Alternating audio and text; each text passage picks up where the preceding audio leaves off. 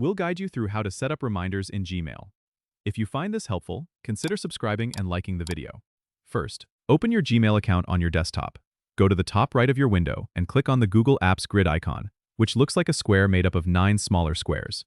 From there, select Google Tasks. This will open a Tasks sidebar on the right side of your Gmail window. Here, you can click on the Add a Task button. Enter the details of your reminder in the task field. You can also click on the pencil icon to add more details, set a due date, or add subtasks if needed. After entering the details, hit Enter to save the task. To ensure you get reminded, click on the calendar icon next to your task to set a specific date and time for your reminder. This way, you'll receive a notification at the scheduled time. If you want to organize your tasks, you can create different lists by clicking on the drop-down menu at the top of the Tasks sidebar.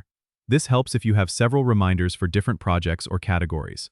Remember, these tasks are synced across your devices as long as you are logged into the same Google account, so you can access them from your phone or tablet too.